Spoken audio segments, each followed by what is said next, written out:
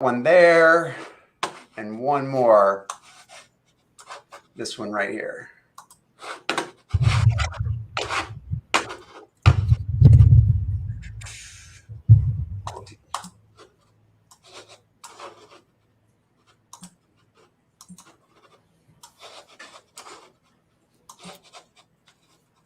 All right.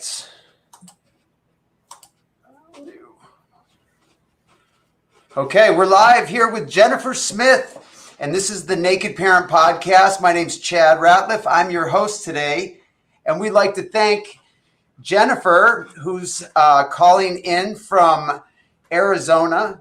She is a 25-year-old single mother and has a son named Zacharias, and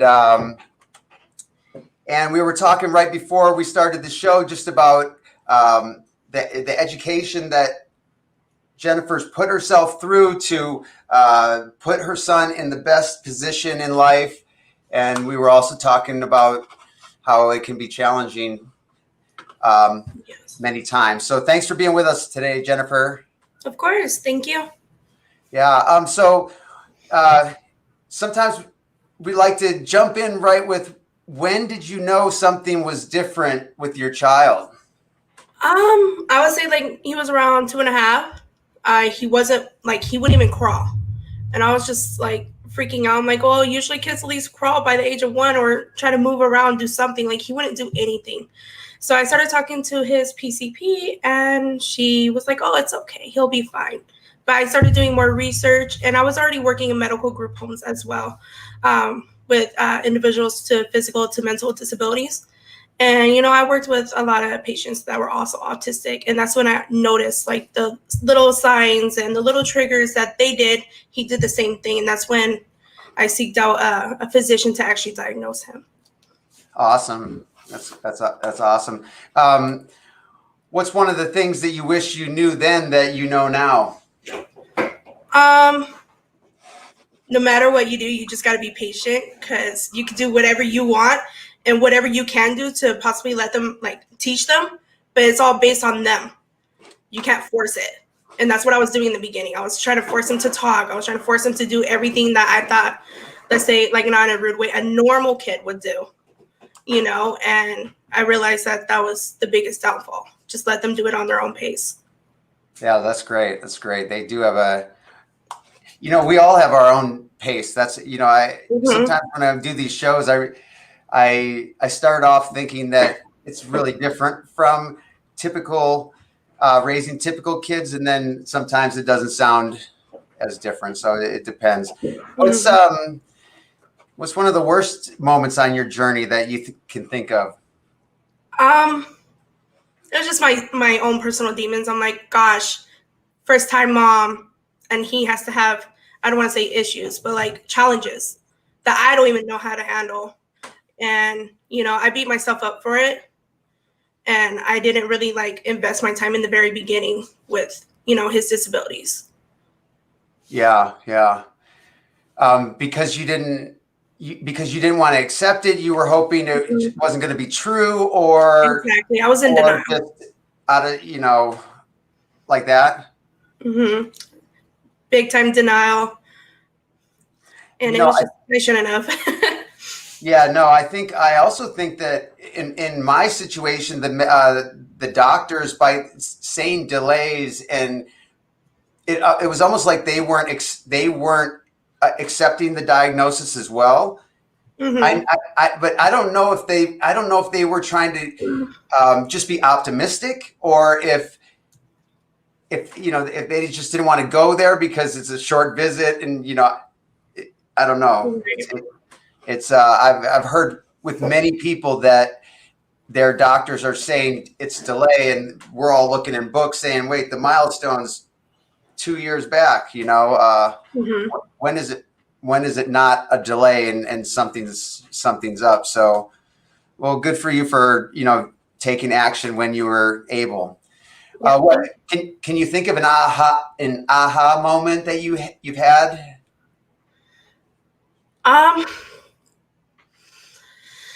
When he started to speak, he would say the weirdest things ever. I mean, recently he barely even started calling me mom. Really? I was never mom. I was just because that's how he said help. So I was just Yeah. the help. So when he started actually using his words, because he's still technically considered nonverbal, even though he can talk a little bit, but because it's not proper or complete, they put him underneath that radar of nonverbal. But now he's like speaking full sentences and Really? all these other things. I mean, it's definitely a mom thing where you're like, okay, yeah, I know what he means, but everybody else is like, what was that? So, that's my aha moment. It's just realizing like, hey, my son's capable of things. I mean, do you get joy from it, or is it Sometimes I cry. Good tears. good tears? Yeah. That's Sometimes I awesome. cry. That's awesome. I have one nonverbal with like no words, and one that sounds similar to your son. And I mean, the joy I get from a two-way conversation is something that you won't understand unless you've been in our shoes. So It means a lot. yeah, it means a lot. We can hold on to that for a long time. So what's something that you're excited about, like on the journey coming up? Just him being able to play with other kids. He struggles with that. I mean, he's a bully. He likes to beat up kids. Sadly, I think he has little anger issues, but I've noticed that he's actually like engaging socially, and he's copying other kids, watching them, observing them, seeing like, oh, that's what kids do.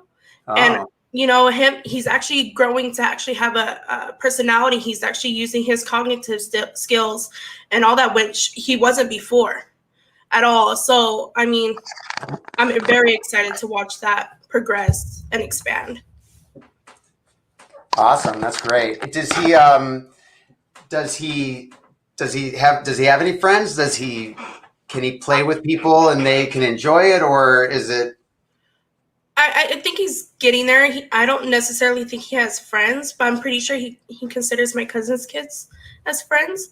My cousin, she has a son that's also autistic, but he's a little bit older. He's in his preteens, just about. And then, she has a couple kids and a couple foster kids that she takes care of, and they're all around the same age as him.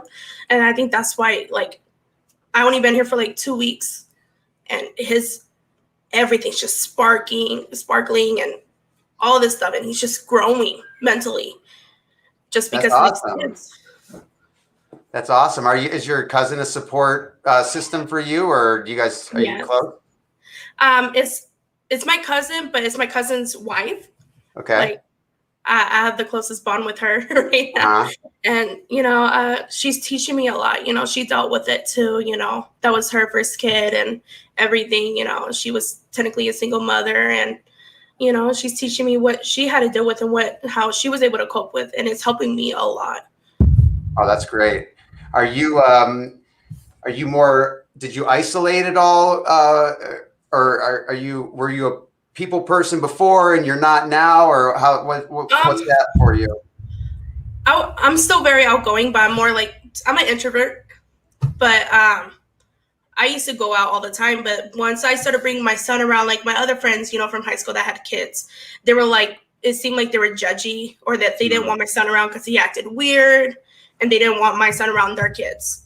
And it kind of made me where I just put myself in my own bubble with my son, to where like there's times where like I don't hang out with people on purpose.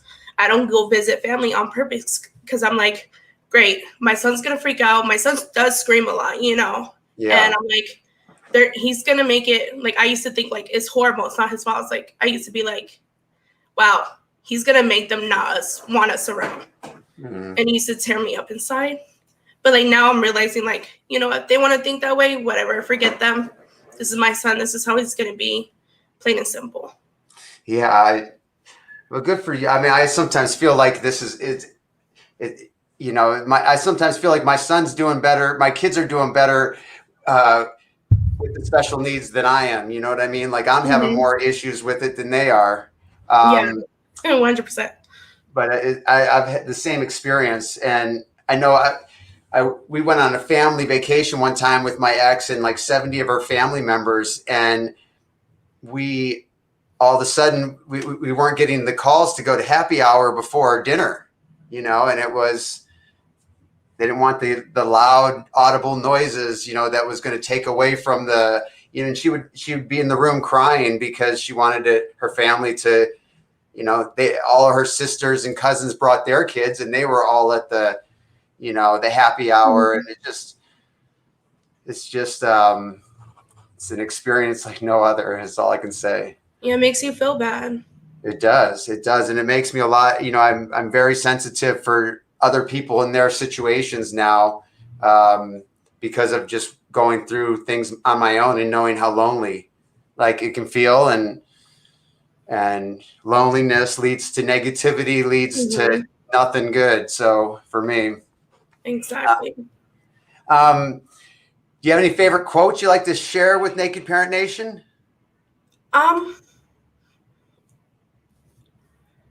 Everybody can learn, no matter their struggles.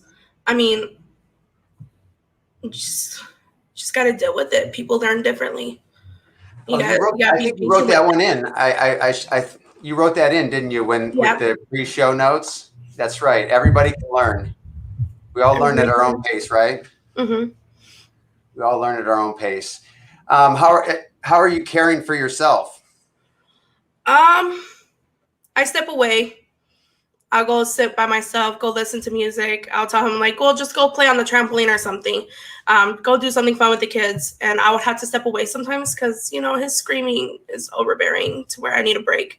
Yes. And, so far that works. Like after like he calms down, like most of the time he'll come up to me and he'll say, sorry, mommy. And then he'll hug me and then he'll go play. It's very rare. But it still happens in those moments. It's like, okay, well, I can't be mad at you. Like, right. It's not. So, it's just stepping away. You got to take that break. When I heard that when I first had them, they're like, oh yeah, just step away. It's like, no, I can't do that. What if something happens? It's like, now I know like everything's going to be okay. Let me step away before it gets worse for myself. Right. It's fine. I have my little routines, and everybody in my family will, not let anybody interrupt dad in his routine because they like the dad who takes care of himself way more than they like the dad who doesn't. Right. I'm probably a lot quieter, softer toned, and some of these other things. So, well, good for you for learning that. We do a lightning round, just some quick answers to some short questions. And what's the best advice you have received? If they can't talk, use ASL the best way you can, even if it's not correct ASL. Like That's just great. Little gestures. Nice. Share a personal habit that contributes to your success. Smile, no matter what you're feeling, because your kid reflects on that. Wow, that's a great one. Do you have a top resource recommendation to share with other parents? Try to get respite. Respite helps.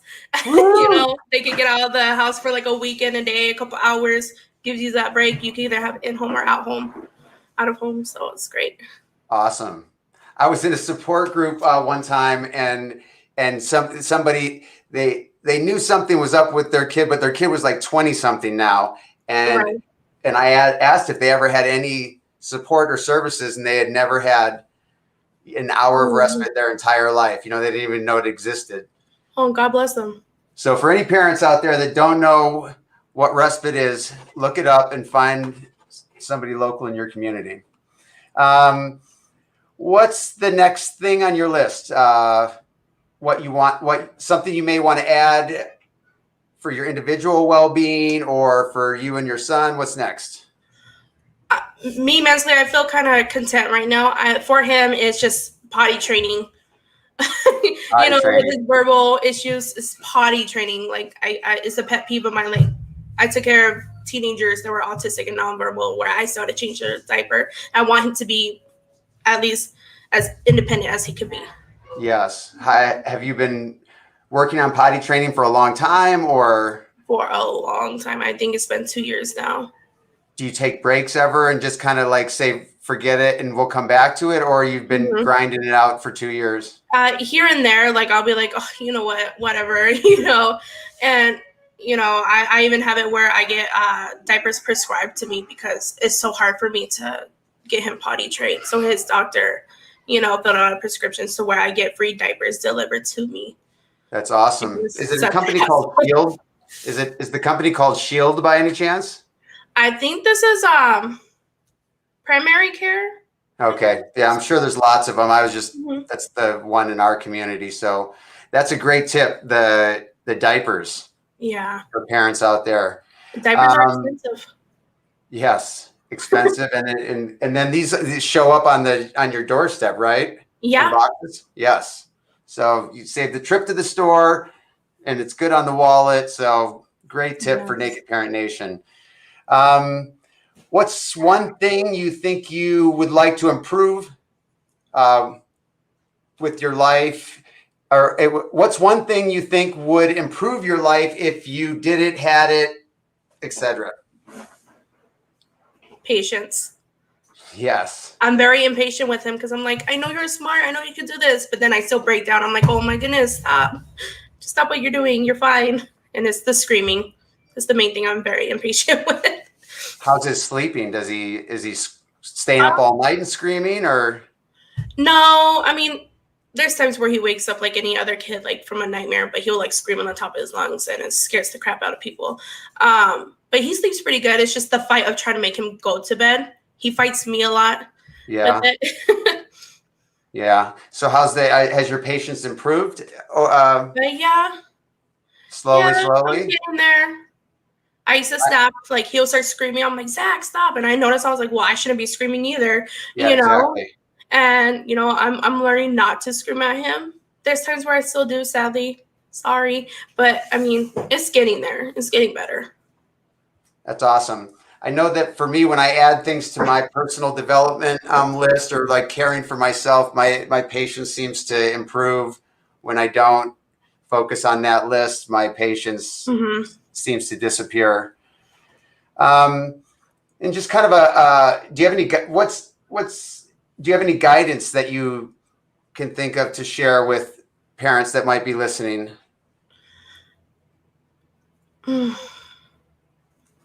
Just do your research. You can listen to your doctors. I'm like, trust your doctors, don't get me wrong, but do your research as well, because if you don't do your research, the doctor is also limited. You know what I'm saying? Like me, I was on a 2-year waiting list just to get him diagnosed. I did my research and I got him diagnosed a week after being put on that waiting list.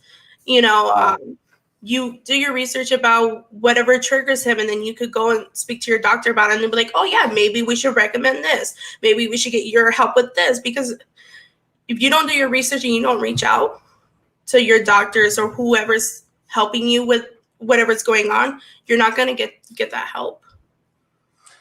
Listen to that one, Naked Parent Nation. There are so many resources for raising special needs children, for caring for ourselves out there. We need to put in the work to find the resources that we need to be as successful as possible. Yes. Because our children deserve that, the best us, and they deserve the best life possible. Exactly. Jennifer, I'm super grateful that you jumped on the show. It's a newer show, so I hope that if you think of some questions that you think Naked Parent Nation would like the answers to, if you'd let me know after the show, I can think about adding some to the list, or any feedback that you have, or for any listeners out there, send in your thoughts, because this show is for parents. This isn't about me or my family. It's about giving parents all over the world answers to questions that have them stumped, or have them feeling lonely or depressed or in need of something. So don't be a stranger to the show, and hopefully we'll connect down the road again. Okay. Yeah. Sounds wonderful. Thank you. Awesome. Thanks for have a great week. You and as a well. great summer. Thank you. Okay. Bye-bye. Bye.